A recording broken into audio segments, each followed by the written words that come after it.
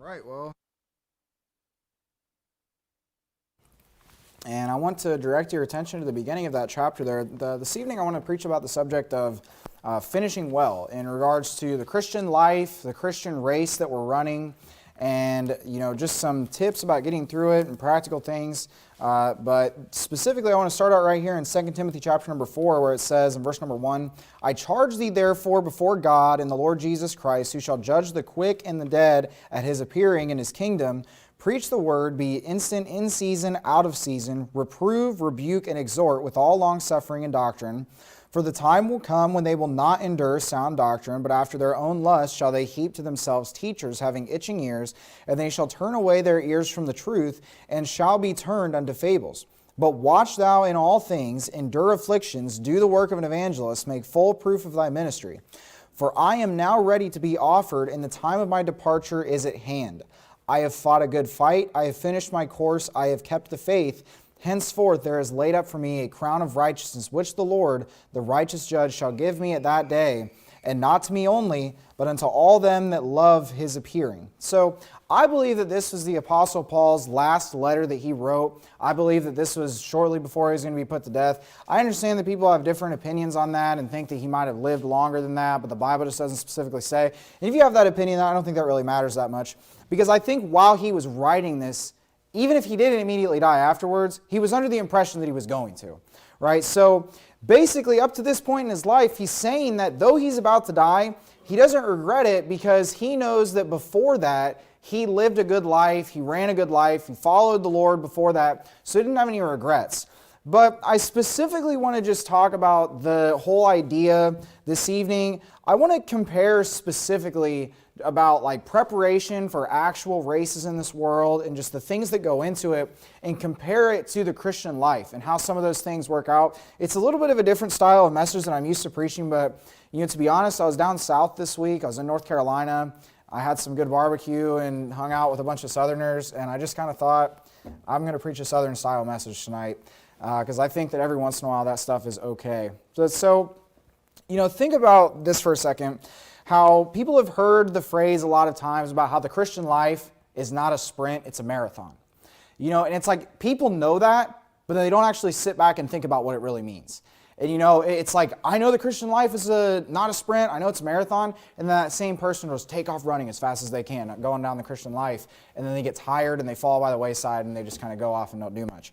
But think about it for a second. Think about a 100-meter dash. Go online and just look up, like Usain Bolt's world record and just watch that run. And you think about how fast it is, like just how short of a distance is, how fast he covers it, and just like what he looks like and what all the other runners look like. And you think about just how short of a distance that is. Now, say that I were to go outside, take my dog on a walk or take my family on a walk or do anything, and you just casually stroll 100 meters. Am I going to look like those people do after they've just run 100 meters and are, out of breath, they're heavy breathing, they've just exhausted themselves completely? We went to the same distance. What's the difference? Well, the amount of energy that we put into it, how fast we tried to work through it, and how hard we worked at it. There's two completely different things. And the thing is, there's a lot of Christians out there that are constantly running at like 100-meter dash speed and trying to maintain that over a lifetime. And I'm telling you, that is a recipe for disaster. And it might seem like it's okay at the start, but eventually you're going to get tired. And the problem is that people don't just do this and then are like, oh man, I need to take a break. They just completely drop out of the race entirely. They fall completely by the wayside and say the Christian life is too hard, it's just not for me, I'm going to move on. And the truth is that it's not that the Christian life is too hard, it's that their idea of the Christian life is too hard. And what they put themselves through is too hard. The Bible says that Jesus tells us that his burden is easy and his yoke is light. So how is it that people mix that up and then act like it's just the most difficult thing in the world to live the Christian life, to run the Christian race? It's not that difficult. Go to Romans chapter number 12. As you're turning to Romans chapter number 12, I'll read for you Matthew chapter number 4 and verse number 4. It says, man shall not live by bread alone, but by every word that proceedeth out of the mouth of God. So, the first thing that I want to think about in comparison to the Christian race, to just a normal race or a normal sporting event, is your diet. What are you ingesting on a regular basis? You wouldn't go out and try to run a marathon. When you think about all the different food options that we have in this country, there's like homegrown, organic, none of the fertilizer or anything like that. It's good for you. You've got hearty steak all the way to burgers that are made out of pinto beans or something. I haven't tasted one. I have no intentions to taste one, but people eat whatever garbage they can get their hands on to virtue signal and do whatever. But so they'll eat this stuff, and you have all these different options for food. You can go to McDonald's and you can get a burger there. You can go to pretty much any fast food restaurant, get any kind of food, or you can go to the grocery store. You can buy good groceries, make yourself good home-cooked meals. But when you think about these athletes, that are like training for the Olympics, and they're working really hard, and their bodies, like everything they care about, are they just going to put a bunch of trash into their body all the time? Are they going to eat the most horrible junk food that they can imagine or anything else? I mean, I saw some article the other day that Russell Wilson, the quarterback for the Seahawks, literally spends $1 million a year just on his body. And not like different medicines and things like that, but just paying for trainers, paying for equipment, paying for special kinds of food, paying for people to cook this food, get him on this real crazy regimented schedule and to live just this crazy life. But you know what? He's in crazy physical condition. And if you're going to put $1 million into your body and your physical condition on a yearly basis, you're probably going to be in pretty good shape. But all that tells me about him is that he takes it seriously. He takes the game of football and all the money that it makes him seriously. Because you think about it, his investment, he puts $1 million in, but then makes millions and millions and millions with how successful of a player he is. At the same time, though, when you look at him and you think about the money he puts into it and you think about the work that he puts into it, and your reaction is, wow, he takes that seriously. But what do you think about a Christian that they live their life and they just kind of live just like the world does? They watch all the same TV shows that the world does. They get into all the same form of entertainment. They don't put God first in their life. They have an imbalance of, vanity and vain things and just pure entertainment compared to the things of God and how often they think about the things of God. What would you say about someone like that? You compare them in terms of running the race as someone that just kind of eats whatever, eats junk food, doesn't properly prepare, and then what it ultimately comes down to is you look at them and think, well, they just must not take the race very seriously. If you see someone that's just constantly ingesting trash, like say that I was going to run a marathon tomorrow, right? And you guys see me in here, I'm ripping open a pack of Skittles, I'm taking the whole thing in one bite, drinking a 2-liter of Mountain Dew all by myself, and it's like, I'm going to wake up at 5 o'clock tomorrow and get a personal best time in my marathon. Nobody would think that I'm taking it seriously. But when Christians go and they live a life that isn't pleasing to God according to it, they don't try to live something that, would be pleasing to God. They're more gratifying to the flesh. And rather than doing the things that the Spirit wants us to do, fulfilling the lusts of the flesh. Going on the same thing about, comparing it to Russell Wilson, who spends like $1 million a year on his body and just keeping himself in shape. I saw a press conference of a guy named Cristiano Ronaldo, I think is how you pronounce his name. He's a famous soccer player. He's really, really good. And basically they did a press conference, and I'm guessing that Coca-Cola sponsored the press conference. And so a lot of times for these athletes at the press conferences, they'll have water set out for them to drink. Well, there was literally bottles of Coke just at the end of the table. And he sits down, and before he starts talking, just loses it over the fact that they sat Coke on the table and is just demanding. And keep in mind, Coca-Cola was paying millions of dollars probably for those bottles to sit there and act like they represented him. And the guy that they wanted representing them just talked about how trash the drink was, how he wanted water. That's what he drinks. You don't get that stuff in your body. And here's the thing. I'm not afraid of Coca-Cola, and I'm not going to act like I'm just some health guy up here and I only drink water or do whatever. But I'm also not a professional soccer player that gets paid millions of dollars, to do my job. So he gets greatly offended by that. Well, imagine if Christians had the same exact attitude towards sin and towards the thing that God doesn't want us to get involved in. And the things that we can see in the Bible where, hey, this isn't right, or we shouldn't do this, or even just things that aren't necessarily sin, but just that we take so much self-gratification out of just vain things in this world. sports, for example. When we put more of an emphasis on how often we watch sports or enjoy sports, that at face value, I don't think there's anything wrong with sports or following sports or paying attention to it. When there becomes a problem is when the sports in our life are more time consuming and more valuable than the things of God. And I'm not saying that you need to like pull out a stopwatch and basically, whenever you're watching TV, time how long you're watching TV, and then after you're done watching TV, go into the next room and read the Bible for 1 minute more than you spent watching TV. I'm saying that on a general basis, our thoughts and our thought process and our mind should be on the things of God.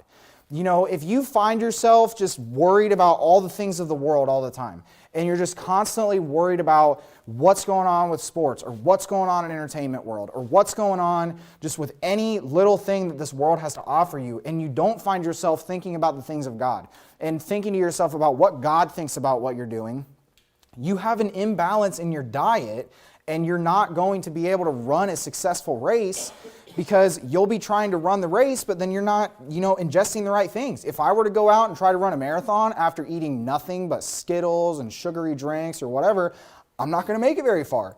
And if you're trying to go up against the wicked things that this world is going to throw at you to try to get you to stumble and fall off the course, and your diet is full of nothing but things of the flesh and vain things and that this world has to offer, you're not going to make it very far. It works the exact same way. To think about it that way, it's important that we specifically, like the Bible says here in Romans chapter number 12, set ourselves apart. But notice in verse number 1, it says, I beseech you therefore, brethren, by the mercies of God, that you present your bodies a living sacrifice, holy, acceptable unto God, which is your reasonable service, and be not conformed to this world, but be ye transformed by the renewing of your mind, that ye may prove what is that good and acceptable and perfect will of God. These athletes that pay so much attention to their bodies, why are they paying attention to it? Well, because they have millions of dollars at stake. Their whole performance, all of their contracts are based on what they perform on the field. Especially newer players that will come into the league, especially like in the NFL, they'll work really hard their first few years, try to get their big contract, and some of them, they get paid and get a bunch of guaranteed money and just quit. They start playing like garbage, but the thing is, the team inked a deal with them and gave them millions of dollars. They got what they want, and they moved on. That's how some of them do it. But these people that base all their money off of it, they base their livelihood off of it, that's fine. But the thing is, Christians, while your livelihood and your bank account might not necessarily reflect your Christian life, know that we're laying ourselves up treasures in heaven. And that this world, everything in it, all of our money, all of our house, everything about it, one day will vanish away. And I'm not saying that we don't pay attention to these things, that we don't take care of our things, that we don't live in a way that, is just a good way to live according to society and take care of our house, take care of the things that are in it, and set ourselves up in a way that we can financially be successful. But why in the world would we get so focused on our house and so focused on the things of this world that then all of a sudden those things outweigh where we put our standing with God? And we prioritize our home, we prioritize our career before we prioritize God and how He should be in it. We should be set apart and more separate, and our bodies should be used for the things of God, not for the pleasures of this world. We shouldn't dedicate ourselves after vanity and things that don't matter in the long run when we ultimately have the opportunity and the privilege to serve a God that died for us and that promised us eternal life and many, many rewards that can come along with it. We should worry about those things and serve Him rather than worrying about serving ourselves and getting involved in things that honestly don't necessarily matter. Now, go over to Ephesians chapter number 6. The other thing that you'll do when you're running a race or you're worrying about running a successful race is you'll wear the proper attire. Now, I'm not talking actually about physical clothes that you wear. I want to talk about the whole armor of God specifically and spend some time on that.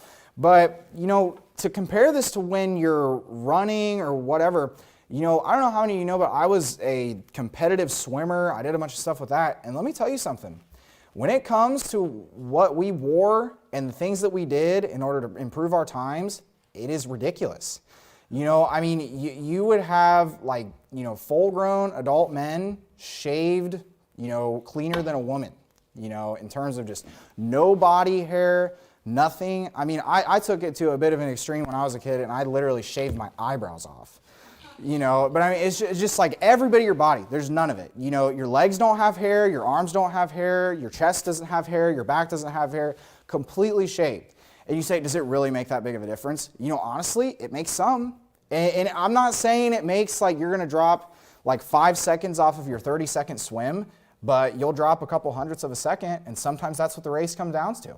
And all I could tell you about a swimmer that's shaved all the way down, that they wear a super tight suit to reduce the drag rather than wearing like swim trunks or something. You'll never watch the Olympics and see them swim in a pair of swim trunks because there's a lot of drag that comes along with it. And it holds you back and it adds seconds to your time. And you say, why would somebody dress like that? Why would somebody shave all of their legs? Doesn't that make them look effeminate? Well, listen, what it does is it shows me they take it seriously. They take their speed seriously, they take their sport seriously, and you know what? As Christians, there should be nothing wrong with us looking a little bit different than society in the way that we do things to show we take it seriously. I'm not really planning on getting that much into dress standards with what I'm saying. I do want to focus more on the whole armor of God, but, dress standards would go hand in hand with what I'm saying here. Sometimes people get embarrassed about trying to, dress in a way that's not that common to what other people in the world are wearing. They'll worry about, trying to look as trendy as we can or trying to buy all the things that, you walk into like a Kohl's or a Target or anything and you go into their clothing section and you see the, models that they have up on the screen and they're always wearing just stupid stuff. I mean, I went to a JCPenney the other day, some of you guys saw it, and they're literally selling jeans with like mud stains on them for like $40. And just like this is the new thing that's in style. I'm thinking, what in the world? If I wanted that, I could go to Salvation Army and buy a pair of jeans for $1 and go work in the mud for a day, and then I'd have the same exact product. But it's just ridiculous stuff, and people will make themselves look like idiots and fools. But the thing is, as Christians, people sometimes get self-conscious. They feel like they don't look like everybody else, and they feel like they don't look that good. But when I see people that are dressed right and they're serving God and they, are trying to do the right thing, it just tells me they're taking their Christian race seriously.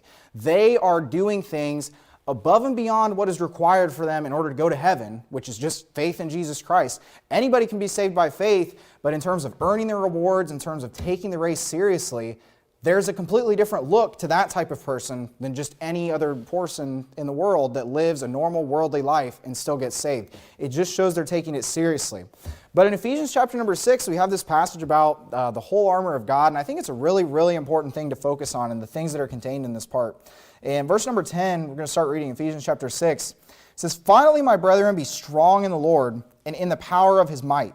Put on the whole armor of God, that ye may be able to stand against the wiles of the devil. For we wrestle not against flesh and blood, but against principalities and powers, and against the rulers of the darkness of this world, against spiritual wickedness in high places. Wherefore take unto you the whole armor of God, that ye may be able to withstand in that evil day, having done all to stand. Stand therefore, having your loins girt about with truth, and having on the breastplate of righteousness, and your feet shod with the preparation of the gospel of peace.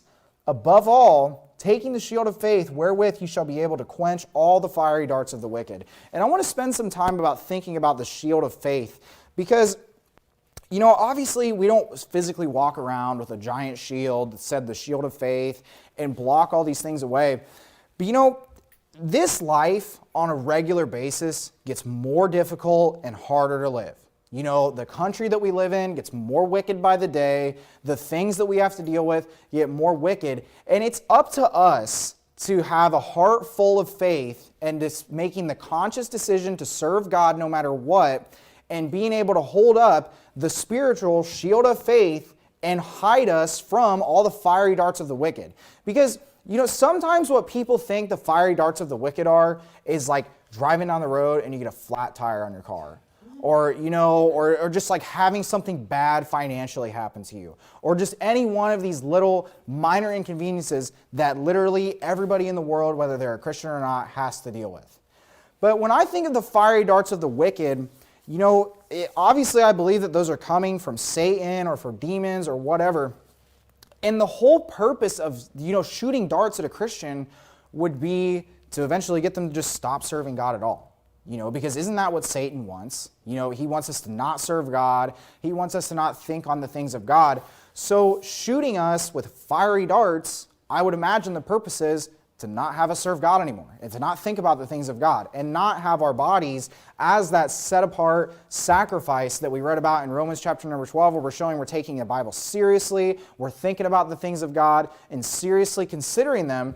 Well, in Ephesians chapter number 6, with the shield of faith, I think of that as basically holding it up and quenching all the fiery darts. Back when we were in Ohio I think it was about a month ago or so, we visited a church and the guy actually was talking about the whole armor of God that day, and he had like a big, like a giant armor set that they had like back in Rome, and had like a huge like full body shield that he was carrying around. But he had a really good illustration with it, because he's talking about how, people go through this life and they're constantly just talking about the hardships, and they're constantly thinking about all the different things of the world. But basically, he threw the shield on the ground and stood in front of him, and then basically started yelling like, I don't know why I'm getting hit. I don't know why all these things are hurting me. And you're not walking by faith. We walk by faith. We don't walk by sight. A lot of times people think about themselves, and they think about their situation in life, and they think about, all the different things that can happen that are bad. The Bible says that we shouldn't even worry about those things. Sufficient unto the day is the evil thereof, in Matthew chapter number 6. And I get it that bad things happen, and I get it that we should be physically prepared as much as we possibly can be, but don't ever forget that the person that gives us all of these things that we have in the first place is God. And though we can worry about all the things in this world, and we can worry about every little thing that happened to us, the whole armor of God prevents us from a lot of that anxiety in the first place by just understanding that we're in His hands and He promised He would take care of us. That type of worry and just the anxiety that comes along with it is something that can be really damaging for people. To just constantly sit around and just think about only negative things all day. As Christians, we're not supposed to do that. Go over to the book of Philippians, in chapter number 4, and just think about this, common verse, in verse number 8. It says, finally, brethren, whatsoever things are true, whatsoever things are honest, whatsoever things are just, whatsoever things are pure, whatsoever things are lovely, whatsoever things are of good report, if there be any virtue, if there be any praise, think on these things. This was written to a people that had a lot of problems. You can read back through the rest of the book of Ephesians and hear about the different persecution that they were getting, the different hard times that they were going through. And the Apostle Paul is telling them, look, think about the things that are good, honest, pure, true, all of these things, because there's more hope and there's more just peace in thinking about all of those things. Ultimately, a million things can go wrong tomorrow, and the truth is, a million things probably will go wrong tomorrow. Our country's not on a trend upward, it's on a trend downward. And if you haven't figured that out by now, I don't really know what to tell you. It doesn't mean that we're up here just rejoicing about it. It doesn't mean that it's not that big of a deal or that it doesn't matter. But what the matters is that God is the one that gave us everything we have in the first place. And it doesn't matter, what they do to fire you from your job. It doesn't matter what they do to take whatever away from you. If God's the one that gave you any of those things anyways, then I think God is able to provide them even in the midst of a wicked country, even in the midst of a wicked government. Does that mean that we should just roll over and let everything happen? No, I don't think so. But at the same time, my fight in the government, if I lose the fight, if we lose all of our rights at the end of the day, I'm not going to be as heartbroken and torn up as the person that doesn't have faith, that doesn't have the Lord on their side, because at the end of the day, I know that no matter what, I'll be okay anyways. And if I die, I guess I'll just go to heaven, and get my mansion and live there. They can't take that away from me. The Bible says that we're supposed to fear the one that has the ability to cast our body and soul into hell, not the one that has the ability to take our life away from us, because at the end of the day, we have eternal life. We can't have our life taken away from us, because anybody that believes in Christ shall never die. When you think about the whole armor of God, and you think about everything that goes into it, go back to Ephesians chapter number 6, and you think about the shield of faith that's quenching the fiery darts of the wicked, and the things that will come this way in this world that will try to get you off of the course, that will try to get you to stop serving God and just quit in the middle of the race. Think about these things and try to worry about it.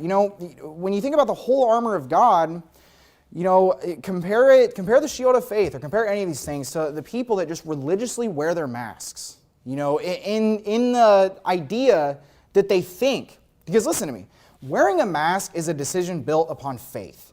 And it's faith in the wrong thing.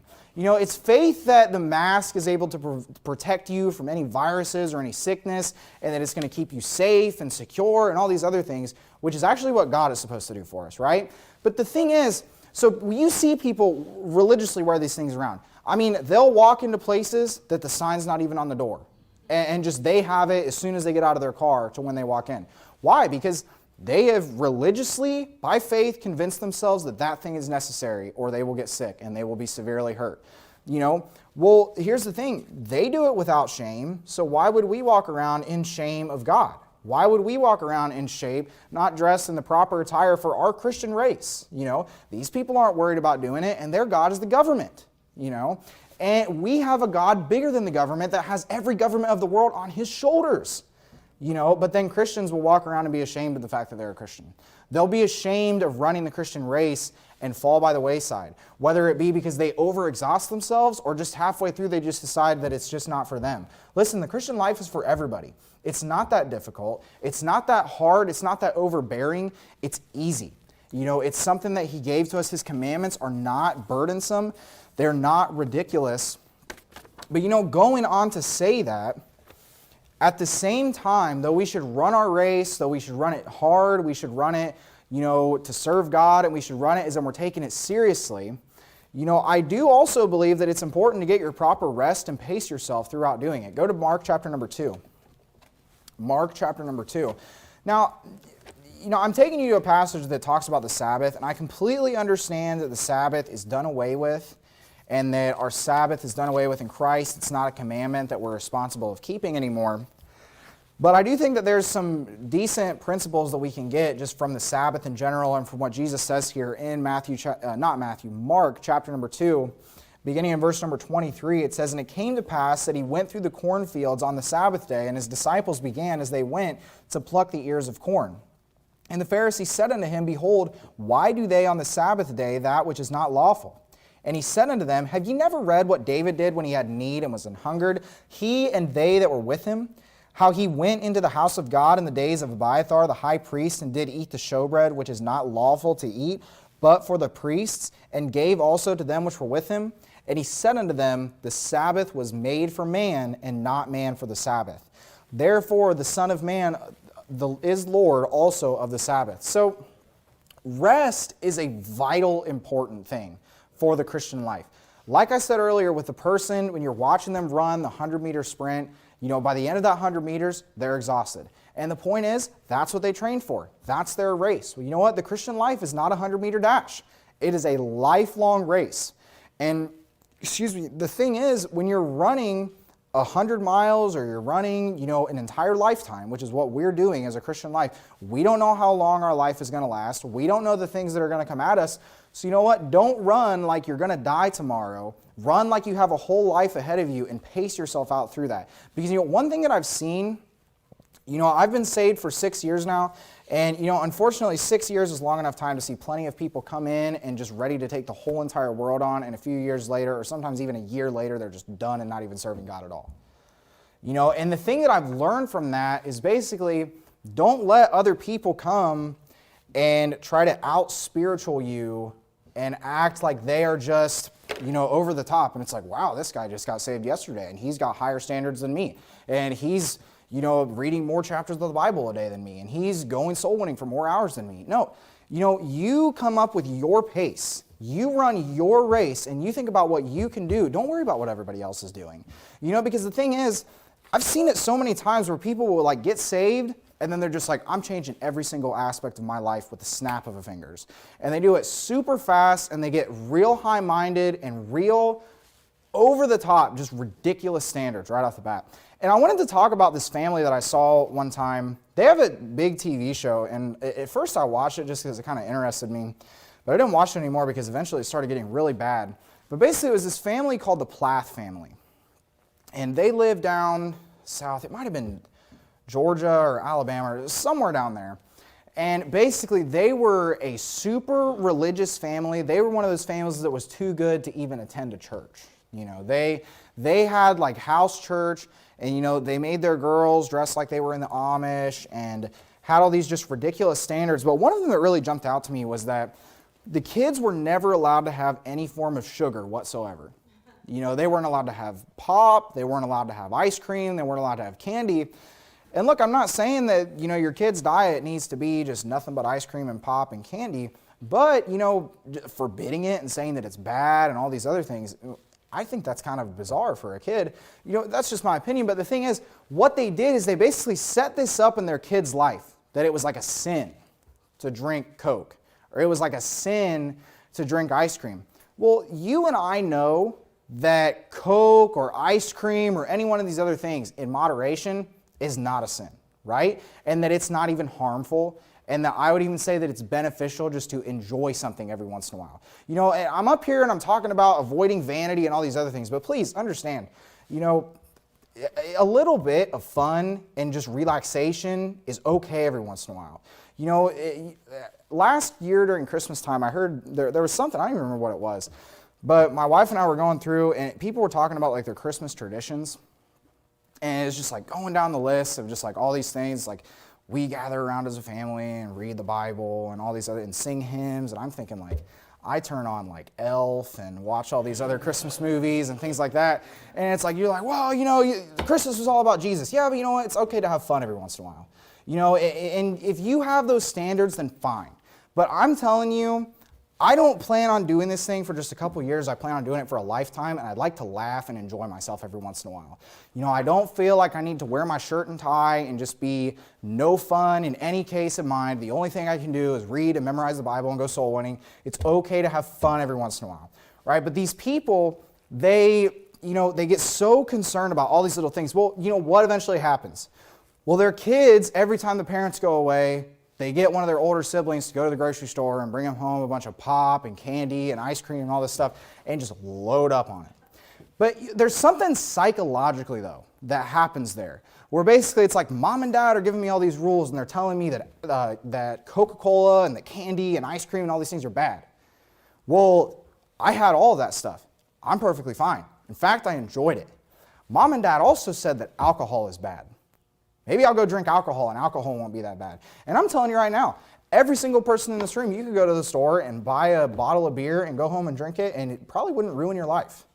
You know, but the problem is it's not about the first drink or it's not about the first bottle or the first 12 pack, it's about the end thereof. And it's about what it turns into and what it causes in the long run. It's about the damage that it does to your body. It's about the things that it does to yourself, where you'll get into a car and you'll drive hundreds of miles down the road and you'll kill somebody in the car. You'll do things under the influence that you wouldn't even think about doing in a sober state of mind.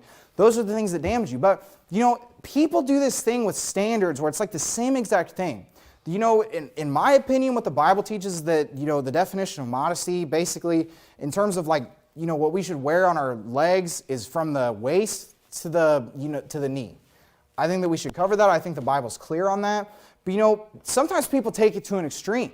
And they're just like, well, I think it should go to the ankles. Or I think, you know, for a lady, the skirt needs to be dragging behind her like a woman, you know, walking down the aisle at her wedding day. And, you know, I haven't heard anybody preach that. But you know what I'm talking about, though, about people that just take stuff above and beyond and make it more of a big deal than it actually is and make standards higher than that. Well, the thing is, they'll set a ridiculous, unattainable standard for themselves. Because how many women on a hot summer day want to be wearing just huge, long clothes covering every inch of their body? And, you know, so what you do is just, you know, hurt yourself in the end, because then you're just going to start breaking your own standards because you don't even really believe in them. And what happens is these people will just set these ridiculous statements up for themselves, a ridiculous state of life, and then one day they basically just look in the mirror and think, what do I even believe at all? Why am I doing all of these ridiculous things? You know what they're doing is they're just sprinting. They basically get saved and then they just hit the ground and they run as fast as they can one direction. They don't even know where they're going. They don't have any basis on why they're doing the things that they're doing. And eventually they just get so far that they get lost, they don't even know where they're at, and they just quit. And they move on. And you know, anytime I see somebody just going above and beyond and just ridiculous with standards or with just the way that they do things or their view on other people and what other people should be doing, I genuinely get worried for that person because I think they're probably not going to last very long. And I don't mean that as an insult, and I don't also mean to go throw a wet blanket on somebody that's on fire or excited about the things of God, but I'm saying that people that just go above and beyond what is necessary, and I don't think I have to stand up here and define all these things. I think everyone in this room knows exactly what I'm talking about.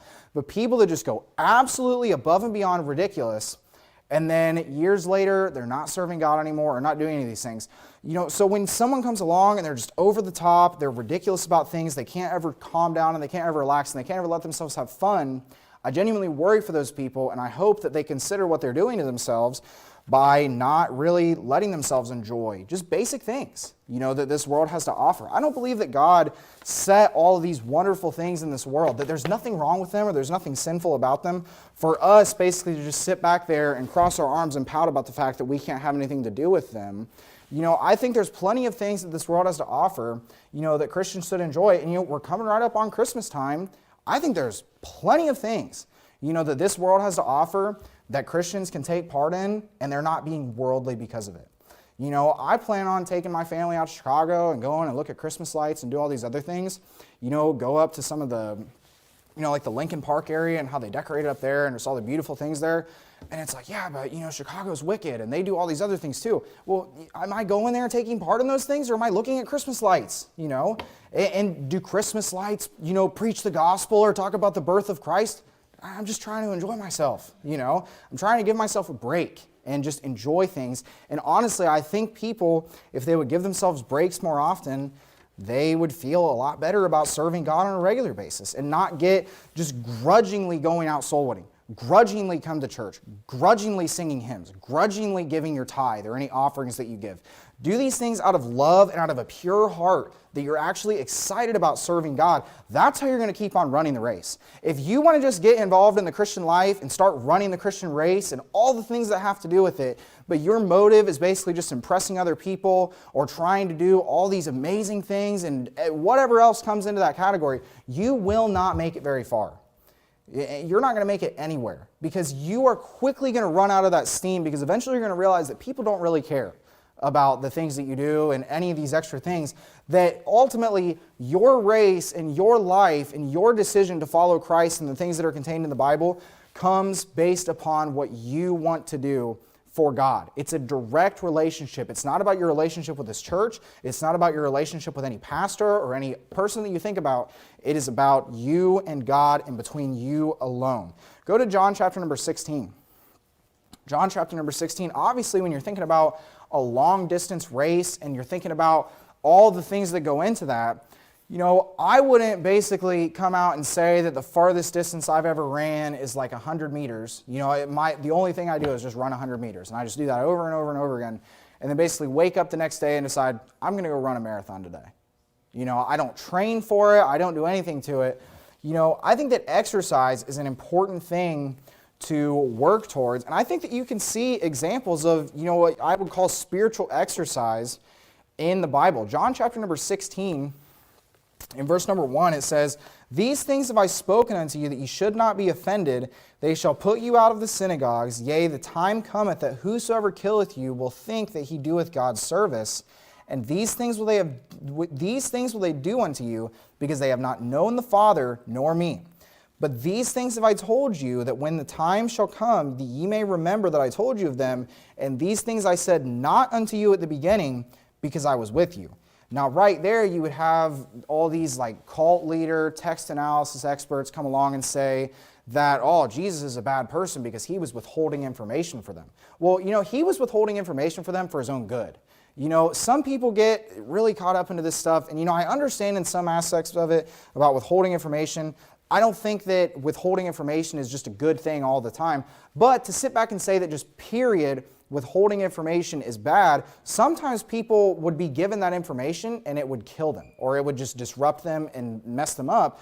Well, John chapter number 16, you have an example of Jesus withholding information about how basically the disciples, if they follow him, eventually the people in the synagogues are going to want to kill them. They're going to want to do everything. Would you think that any one of those people who initially followed Jesus Christ, which was a good thing, but basically Jesus told them as they make the decision to follow after him and come after him, by the way, not very long from now, all your friends, all your brethren that you've known your whole life that you've had up to this point, those people are going to want to kill you because of me. Are you still going to follow me? Who would do it? Nobody would do it. That's the reason why. I mean, I'm not saying nobody would do it, but the same exact way that you have Peter come up and beat his chest and talk about how he would never deny him, and he did it all these times, and then 3 different times he had the opportunity to say that he knew him, and he refused it every single one of those times. Why? Because people in general are afraid of death. They're afraid of the things that come. They don't want to deal with the repercussions. Jesus here withholds this information from them. Why? Because they weren't ready for it yet. And you know what? When you're running the Christian race, there's certain things that you just might not be ready for yet. Or when you're preparing for a race, there's certain things that you might not be ready for yet. You know, when you hear about the things in the Bible that come along and, you know, talk about relationship issues that you could have with your family, you know, of things that come up in your family. Now, some people get this attitude about basically like, the Bible says I might have problems with my family, I'm just going to cut them all out of my life right now. I don't think that you should do that, but I do think you should be aware it's possible that it could happen. You know, it's possible that your family could get upset about the fact that you live a Christian life. It's possible that there could be problems that come because of that. Does that mean that we just stop living the Christian life? No, we don't stop living the Christian life. We follow God over anything in this world. No matter what happens, no matter what our friends do, no matter what our church does, anything, we as individuals have a duty to follow after God and the commandments that are in the Bible. It does not mean that our salvation relies on those things, but we should follow after them no matter what. But my point is, here in John chapter number 16, he's basically presenting the disciples with saying that, hey, at the beginning, they weren't ready for this, but now they are. And that his time of departure is soon, and that eventually he's going to go away, and they're going to have to face the task of being on their own without Jesus Christ. You know, you think about today, Pastor Murtry's out and he ordained Pastor Obi. They're going to be an independent church now. Now, a lot of people haven't seen a lot of the stuff that they've went through. I don't even really know that much about it, but I know that for months now, they've been working on Zoom calls. They've been talking about these different things, and he's been training him and working on him. It's not like he basically just got a phone call and said, hey, I need to be ordained, and he went out and did it. You know, but they've been working together. You know, at first, at the first phone call, Pastor McMurtry might not have thought that, hey, I can just go out there and do it. But after spending time with him, after working with him, now he's ready. And he's ordained him and he's moved on. It's a different thing now. When we live the Christian life, there's things that someday we might have to face. There's battles, there's trials, there's stands that we might have to take.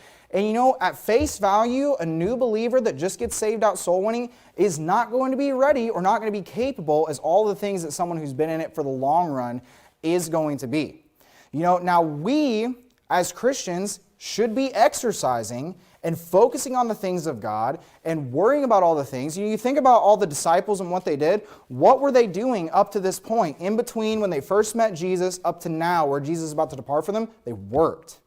They toiled day and night. They ministered to other people. They preached the gospel. They worked on all these other things.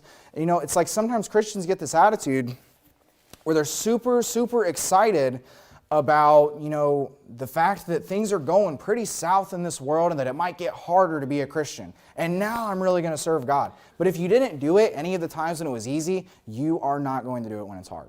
And I get it that sometimes people will get like these adrenaline rushes, and it's like, for example, you think about, if they made soul winning illegal tomorrow, all these people would just come out of the blue and just be like, let's go soul winning. Let's have a soul winning marathon. Let's stand up against this stuff. But if they actually went out there and they started knocking doors, they might have an okay day or whatever. But eventually they just kind of fizzle out because it's not something that they're used to. They basically would get ready to run the marathon of going through life where preaching the gospel is illegal, hit the ground running in a full sprint, exhaust themselves day one, and just kind of fizzle out. It's all about taking things at your own pace and working at your own speed. People might be kind of disappointed that in the winter on Sundays we don't really go out as much. But, think about that for a second, just logically. If you were an unsaved person and someone came out and knocked on your door and it was negative 10 degrees outside, would you open the door and be willing to stand? Like where on one side of the door is a nice 70 plus degree house, warm and toasty outside, and then you open the door, and you know what it's like up here when you open the door out in the winter. It's just a blast of winter air. Would an unsaved person want to sit out there and talk to you and have a conversation with you about the things of God or about getting saved when they're not saved? I bet that we would go out and, you know what, we might end up getting somebody saved every once in a while. But you know, ultimately what we're going to do is we'll go on the maps and we'll mark these streets off as complete, mark these streets off as done, and actually not accomplish anything because we just knocked a bunch of unanswered doors because people don't want to come to the door when it's negative 10 degrees outside, right? Now, does this mean just no soul winning whatsoever? No, we're not stopping soul winning entirely. But we're also saying that sometimes in the Christian life, we've got to pull back on these things and hold up. Why? Because the goal of this church is to go soul winning until Jesus comes, and to keep on going. So why would we put ourselves through ridiculousness of just hard times and knocking on doors and not seeing anything? That just discourages people. It makes new people not want to go. People that are new to soul winning and are, ready to go soul winning, they're anxious to come out, they want to go out soul winning and see somebody get saved. They don't want to go out soul winning and just freezing, having to hold their hands in their pockets just to even keep their fingers from getting frostbite on them after just unanswered door after unanswered door after unanswered door. Now, every once in a while, yes, we'll have plenty of opportunities to go to the indoor apartments around here. On Saturdays, we'll go all over the place. But look, sometimes it's not a 100-meter sprint. And even when you're running marathons or you're running long distances, or when I was a swimmer, I used to swim long distances. We would keep track of our lap times and just how long it takes per lap. And the thing is, when you're running a long race, every lap isn't the same pace. You kind of stagger it. Sometimes you'll go faster, sometimes you'll go slower. This is not just some random concept that I'm talking about. This is what professional athletes that get paid millions of dollars do. You do not just take off and say you're going to run a marathon and you're going to run at a speed of like 10 miles an hour the whole time to get you a specific time. You go up and down, you vary through pace depending on how you feel. Sometimes you pick it up, sometimes you slow down and back off a little bit. That's how the Christian life is. But I'm telling you, if you want to bury your head in the sand and you want to go and run as fast as you can, then by all means don't take advice to anything that I've said in this sermon, but take the warning that I understand. I'm not standing up here like I've got decades of experience behind my belt, but I do have experience of years enough that I've seen this kind of thing happen, and I've heard plenty of sermons from people that have been in this thing for decades that have talked about the exact kind of people that I'm talking about tonight that just never can slow down, never can take a break. Sometimes it's necessary. I'm not saying that the whole world's not going to hell and that we don't have to preach the gospel to people, but I am saying that we can go hardcore, over the top, everything is all the time, anytime we want to, and get a few people saved. But I would rather somebody go soul winning for an entire lifetime spread out over the course of decades than one person go soul winning every single day for an entire year and then never do it again because they got burned out. And I think that this church has emphasized over and over and over again about longevity and about serving God the whole entire lifetime rather than being as hardcore as we can, having as many unattainable standards set up as we possibly can, having as righteous of a show on that we possibly can, but more focused on inwardly deciding, serve God with all of your heart, take breaks when necessary, and run the Christian race. And it's not about how fast you run it. It's not about all the things that you accomplish. It's about finishing well at the end of the race. That's what we should strive for as Christians. Nobody cares about the guy that runs 26 miles during the marathon and cuts off before the last 0.2 miles that he has to go. If he doesn't finish the race, it doesn't matter. But the guy that might take twice the time that he took to get to 26 miles but goes the last 0.2 miles because he didn't kill himself in that first part of the race, people will look at that guy with more respect than they will the one that ran and killed himself before he could even get to the end. That is what the Christian life is about, and I hope this message helped, and I hope you can take some of these things and apply to them. Do not overwork yourself. Do not stress yourself out about trying to keep track and keep up pace with people that have been in it longer than you. It's not always going to be this thing where we can all just go out and run 50 miles every day just to keep up with the things of God. But think about yourself on an individual level, what it takes to serve God, and serve God ultimately with your whole heart, all your mind, love, soul, and strength. That should be our goal, and to finish well at the end of it. So with that, let's close in a word of prayer. So Father, just thank you so much for everything that you've done for us, Lord. Thank you for the opportunity for rest and not giving us burdensome tasks and things that we have to work about. Lord, I pray that you just help us to keep our eyes focused on you at all points in time and think about what you've set up before us and the race that you've set before us, and help us to be able to run it with all faith and everything and putting you first in our life. And just thank you for all that you've done for us, Lord. And in Jesus' name, amen.